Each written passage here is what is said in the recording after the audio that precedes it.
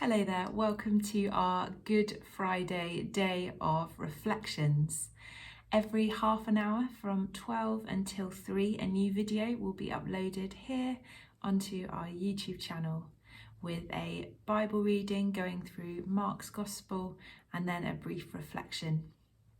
You might want to watch all the videos in one go if you're seeing this at 3, or you might want to come on every half an hour and listen that way.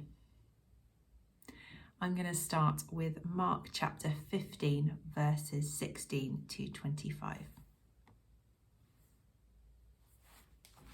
The soldiers led Jesus away into the palace and called together the whole company of soldiers.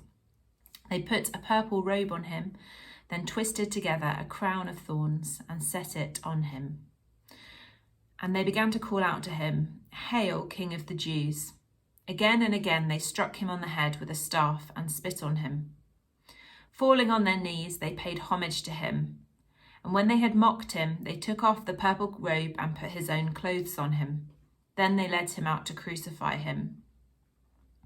A certain man from Cyrene, Simon, the father of Alexander and Rufus, was passing by on his way in from the country, and they forced him to carry the cross.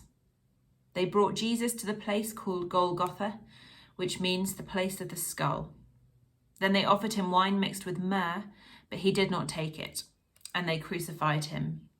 Dividing up his clothes, they cast lots to see what each would get. It was 9 a.m. when they crucified him.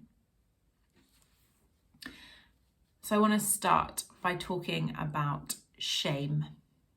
We have all felt shame at one time or another. Maybe we were teased for mispronouncing a common word, or we hated going to the swimming pool. Perhaps a loved one witnessed us telling a lie. Shame is an uncomfortable sensation we feel in the pit of our stomach when it seems we have no safe haven from the judging gaze of others. We feel small and bad about ourselves and wish we could vanish. Dr. Brené Brown defines shame as the intensely painful feeling or experience of believing that we are flawed and therefore unworthy of love and belonging. Something we've experienced, done, or failed to do, we believe makes us unworthy of connection. To seek to cause shame to another person is deeply damaging and cruel.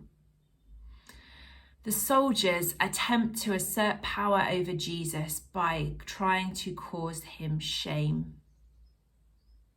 They also then do the same thing to Simon of Cyrene.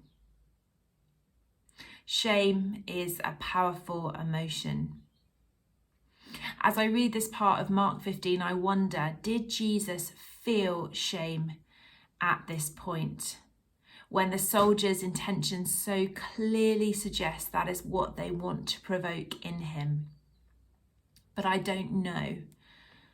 What is clear from this reading is that Jesus walks towards his death boldly.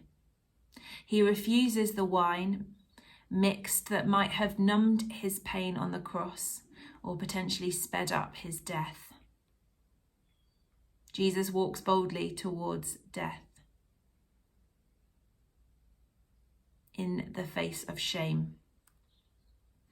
There's an old Christian song that uses the line. It says that you took all my guilt and shame when you died and rose again.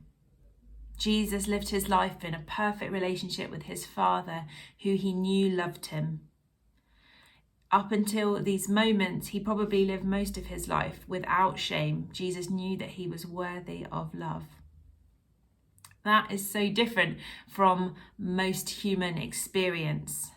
Many of us humans spend much of our lives knowing that we are flawed and believing that that makes us unworthy of love. Some of us will spend much of our lives feeling ashamed. And yet, despite Jesus living his life without shame, he walks towards the cross, putting himself in a position of shame. Paradoxically, the action that actually removes shame from ourselves. For us now, the cross is the sign that shame no longer has the power to make us feel or be unworthy of love. You might want to reflect as we begin this afternoon of Good Friday on the last time that you felt shame, and ask the question, what is it that makes me sometimes feel unworthy of love? As I look to the actions of Jesus, to the God who puts himself in the place of shame, how does that change the way that I deal with shame in my own life?